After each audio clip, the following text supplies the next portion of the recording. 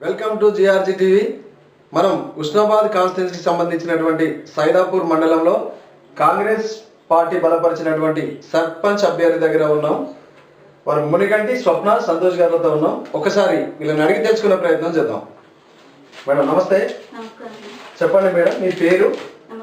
మీరు ప్రజల్లో తిరుగుతూ ఉంటే ప్రజల యొక్క ఆదరణ ఎలా ఉంది? మీరు ప్రజలకు ఏం చెప్పబోతా ఉన్నారు చెప్పండి ఒకసారి. నా పేరు మునిగంటి స్వప్న సంతోష్. నేను సైదాపూర్ గ్రామ సర్పంచ్ అభ్యర్థిగా మంత్రి గారి పొన్నం ప్రభాకర్ గారు మంత్రి గారి ఏర్పరిచిన కాంగ్రెస్ పార్టీ బలపరిచిన సర్పంచ్ అభ్యర్థిగా పోటీ చేయడం జరుగుతుంది. ప్రజలలో ఆదరణ బాగానే ఉంది. ప్రజలకు కూడా నేను పుట్టింది ఇక్కడనే, పెరిగింది ఇక్కడనే.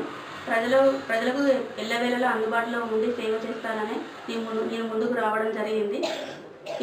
ప్రజలకు నేను నెరవేర్చే హామీలు. ప్రచారానికి వెళ్తా ఉన్న సమయంలో ప్రజలు ఎట్లా ఆదరిస్తా ఉన్నారు, మీరు ప్రజలకు ఏ హామీలు ఇస్తా ఉన్నారు చెప్పండి ఒకసారి. మీ మేనిఫెస్టో అంటే ఒకసారి చదివి వినిపించే ప్రయత్నం చేయండి, చెప్పండి. నేను ప్రజలలో ప్రచారానికి వెళ్తే వాళ్ళు బాగానే ఆదరిస్తున్నారు. ప్రతి ఒక్కరు మమ్మల్ని ఆదరిస్తున్నారు. మీరు గెలిస్తే మాకు ఇలాంటి పనులు చేయాలి, అలాంటి పనులు చేయాలి. మా గత 5 సంవత్సరాల నుండి మా గ్రామం వెనుకబడిపోయింది. సీసీ రోడ్ల నిర్మాణం కానీ, మురికాలుల నిర్మాణం కూడా ఏది కూడా మా గ్రామంలో సరిగా లేదు.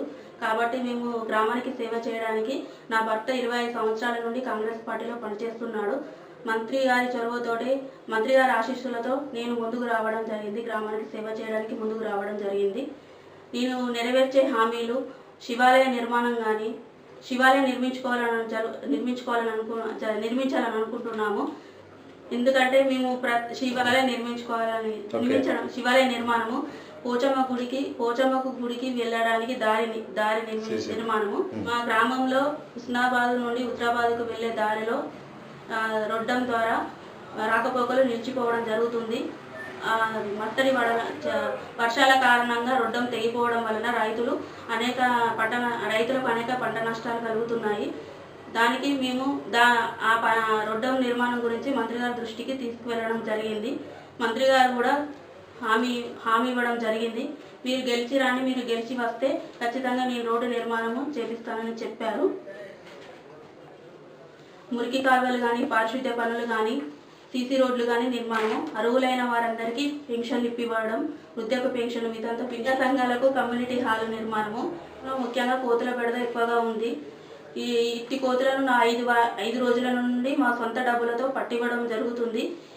ఈ కోతులను పట్టివ్వడానికి మేడం, మీరు ప్రజలకు ఇప్పుడు చెప్పేటువంటి మేనిఫెస్టో ఏదో హామీలు అయితే ఏదో ఉందో ఒకసారి చెప్పే ప్రయత్నం చేయండి. నన్ను గ్రామ సర్పంచ్గా గెలిపిస్తే నేను ప్రజలకు నెరవేర్చే హామీలు: మా గ్రామంలో శివాలయ నిర్మాణము, పోచమ్మ గుడికి దారి, సింగరాయ జాతర జరిపించడము, అర్హులందరికీ ఇందిరమ్మ ఇల్లు ఇప్పించడం, పెన్షన్లు ఇప్పించడము, మహిళా సంఘాలకు కమ్యూనిటీ హాల్ ఇప్పించడము, సైదాపూర్ నుండి హుజరాబాద్కు వెళ్లే రోడ్డు నిర్మాణము, గ్రామంలో సీసీ రోడ్లు, వీధి దీపాలు, పారిశుద్ధ్య పనులు సక్రమంగా నిర్వహించడం, నిరుద్యోగులకు మంత్రి గారిచే జాబు మేళాలు నిర్వహించడం, మా గ్రామంలో ప్రతి పండుగను బతుకమ్మ, దసరా, దీపావళి, శ్రీరామ నవమి పండుగలను ఘనంగా నిర్వహించడం.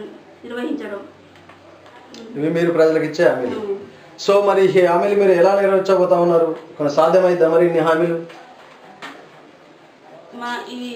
ఈ అభివృద్ధి పనులను నెరవేర్చాలనే కోరుకుంటున్నాను. మంత్రి గారి చొరవతో ఈ అభివృద్ధి పనులని మంత్రి గారి దృష్టికి తీసుకువెళ్ళి మా గ్రామాన్ని అభివృద్ధి చేయాలని అనుకుంటున్నాను. మీ గుర్తేంటి? మీరు ప్రజలకు ఏం చెప్పబోతున్నారు చెప్పండి ఒకసారి. సైదాపూర్ గ్రామ ప్రజలకు, అన్నలకు, పెద్దలకు, అక్కలకు, నాయకులకు శిరస్సు వంచి పాదాభివందనం చేస్తున్నాను. నా గుర్తు కత్తెర గుర్తుపై ఓటు వేసి నన్ను అత్యధిక మెజార్టీతో గెలిపిస్తే నేను గ్రామాన్ని అభివృద్ధి చేస్తాను. నేను ఇచ్చే హామీలన్నీ నెరవేరుస్తాను. కాబట్టి నేను మీ ఆడబిడ్డగా, మీ సొంత బిడ్డగా నన్ను అనుకొని గ్రామ ప్రజలందరూ అత్యధికంగా కత్తెర గుర్తుపై ఓటు వేసి నన్ను గెలిపించగలరని కోరుకుంటాను. అందరికీ శిరస్సు వంచి పాదాభివందనాలు చేస్తున్నాను. థ్యాంక్ యూ అమ్మా. Thank you sir. Thank you.